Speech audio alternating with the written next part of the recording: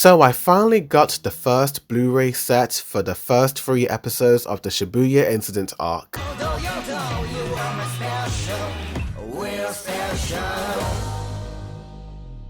Yo, what's good, it's the boy Do The Views, and heavy spoilers for episode 6, and do be warned, there will be flashing images, so don't watch this in the dark, you have been warned. So I finally got the first volume of the Shibuya Incident arc, which is the 3rd volume overall in season 2. On the cover, Yuji Itadori, as well as the main Blu-ray set cover containing an outline version of Yuji Itadori. You also get a special cardboard illustration of Itadori, Nobara, and Fushiguro, a cool sticker of Yuji Itadori as well as this. I think when you pop them out from the paper, you can make a cardboard box out of them. You get a special disc included in the Blu-ray, but unless you understand Japanese, then it's quite pointless. As for the main Blu-ray set, the only special features you get are the creditless versions of the opening and ending theme songs. But with that out of the way, let's go on to the main comparisons. The first major changes in this episode comes from the scene when Itadori shows Nobara the trailer for Human Earthworm 4. The scene when the mad scientist locks up this innocent civilian into a chamber and transforms him into the human earthworm. All the ghosting and dimming as he's banging on the chamber window have all been removed, as well as the flashes of light as he's transforming into the human earthworm. Next up, the emotional scene of the human earthworm crying that he is no longer a human. The flicker of light in the background has all the dimming removed, and because of that, some of those flashes of black screen look really freaky with the earthworm. Next up, the scene of Todo and Mei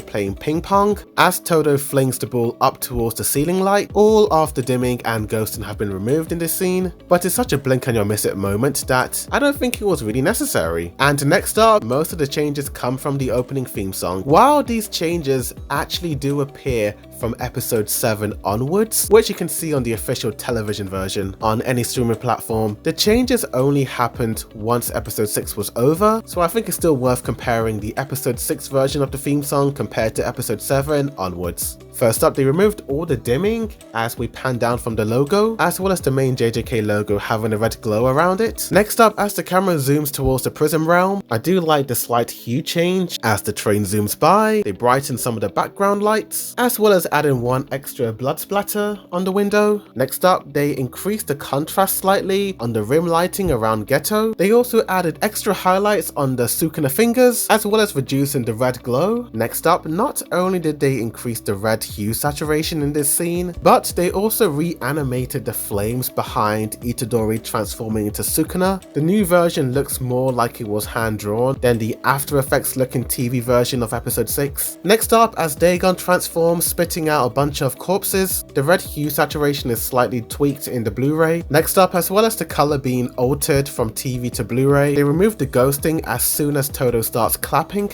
And because of that, you can beautifully see those sketchy outlines. Increasing the red saturation when Itadori confronts Mahito was a wise choice, because if you've seen the recent episodes of Itadori and Mahito, then you know how crazy Mahito gets and what he does. The rest of the other scenes more or less have the red saturation increased in the Blu-ray, with some of the flame animations being redone. I must admit that I do like how they added a little bit more detail to Gojo's face. A little bit of rim lighting and more contrast really goes a long way. Next up, this beautiful sequence of all the different hand signs of cursed techniques and domains mainly has more contrast in the colors. I prefer the reanimated version of the flames. Next up, the next major scene comes after the opening song. The scene of Yuko waiting for a train. The train has all the dimming and ghosting removed as it zooms past by, which in my opinion, it made sense for the television version to have dimming and ghosting, because the Blu-ray version kind of gives me a bit of a headache. The next major changes come towards the end of the episode, during Muta and Mahito's battle. When Muta uses Ultra Cannon, all of the special effects and all the animation gets lost in the dimming and ghosting in the television version, but in the Blu-ray, with it all being removed, it makes for such a visually appealing sequence. It does make me wonder